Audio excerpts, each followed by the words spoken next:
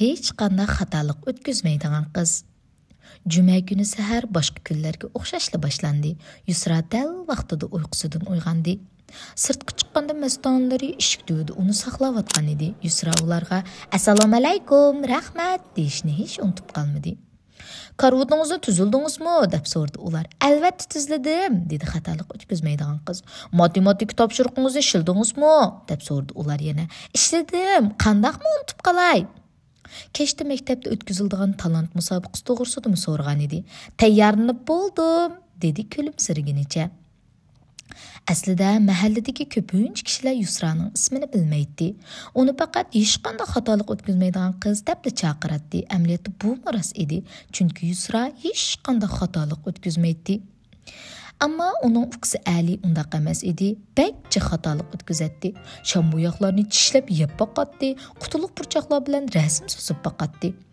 Putlarda pianino chelib, qo'llarda usul o'ynaydi. U xatolik o'tkazishdan ancha qo'rqib qolmaydi. Darsdan keyin Yusra eng yaqin do'stlaridan Asma bilan Nafisani chaqirib, birga savzi tort pishirish uchun tayyorlikni boshladi. Endi ularga 4 tal tuxum lozim edi. "Men akilay" dedi Yusra. U udul berib to'natqonning eshigini ochdi-da, eng cho'ng, eng nafis 4 tal tuxumni tanlab oldi. Yusra keyniga o'rilib, "Mo'ngay" deb turishiga tiyilib, yiqilib tushdi. Mana endi uning qo'lidagi tuxumlar havoda laylab pastga tushishga boshladi. "Tuxumlarni tutolmayapman-ku" dedi Yusra. Yusra tunji xatolikni sodir qilish oldi turamni nima? Xatolik o'tkazishga to'sdi qoldim" dedi u. Lekin undaq bo'lmadi. Kechirgan Yusra bir tal savzi pastga tushib ketdi. Yusra doim xatolik o'tkazishdan endi kiplam yuradi. Yusra bir kuni tushdan keyin sirt qor telib o'ynayotgan Asma bilan Nafisani ko'rib qoldi. "Tez kelib biz bilan birga o'ynag'ina, pek ko'ngillik" dedi Asma bilan Nafisa. Yusra ularning muz tutgan o'stan ustida cho'gilab muz denishga qarab turdi. "Bo'ldi, sizlar o'ynayveringlar" dedi Yusra va udul uyga qaytib ketdi. Kechki tomoq vaqtida Yusra tomoqqa qo'l uzatib qo'ymadi. "Ishlaringiz o'ngishli bo'lyapti, qizim" deb so'radi dadasi. "Bugun kechki ko'p talant musobaqasida tomoshabinlarni umidsizlantirib qo'yamanmikin deb bekla ansirayotiman" dedi Yusra. "Andish qilmang qizim, siz hargiz xatolik o'tkazib qo'ymaysiz" dedi dadasi kulimsirginicha. Tamoqdan keyin Yusra talant musobaqasiga tayyorlik ko'rishga boshladi. Avval chashqanchiqni qafasdan chiqardi. Orqadan oshxonadagi tomoq ustining ustidan tuz qutisini oldi. Keynidan sharning ichini suv bilan to'shqizdi. Zal liqqida odamlar bilan to'shqan edi. Ota-onalarning hammasi kelib bo'lganda qiladi. Yusra amdi qo'rsqining ko'rkurayotganligini his qildi. Yusra musobaqa boshlanish muzikasini saqlayotgach, o'zaro paranglashayotgan ikki tomoshabinning parangini anglab qoldi. "Hech qanday xatolik o'tkazmaydigan qiz ana shu" dedi bir ayol. Shundaqmi? Amisi bugun qusursiz bir numurni ko'rdik-da" dedi yana bir aylan.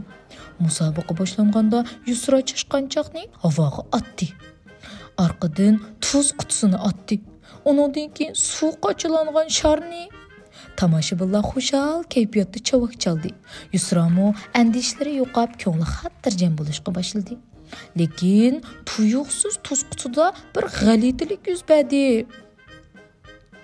Yusra tuz qutisini olaman deb qormush silingan qutini olib kelibdi.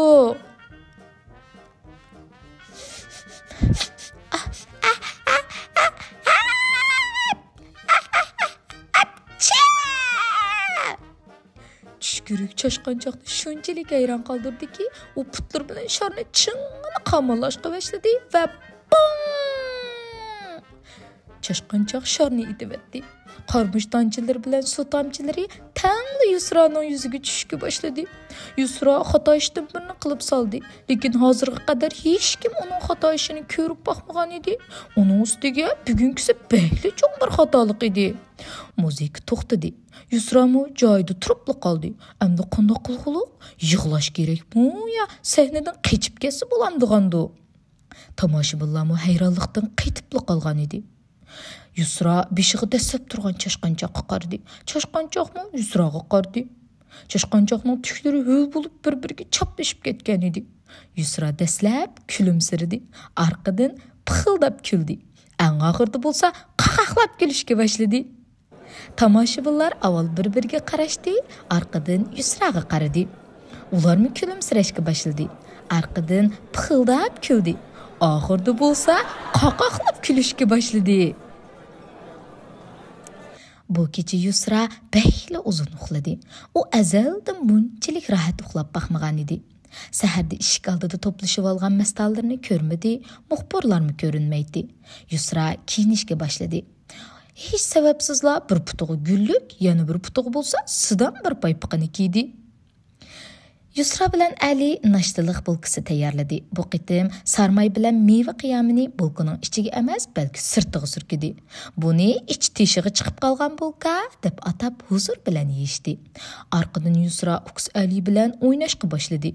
O'ynadi, yana o'ynadi. Arqadan teshig'i chiqib, bog'chada chaqiliq muzoyig'i bilan tiyinib o'ylayotgan Nafisa bilan Asmani topdi.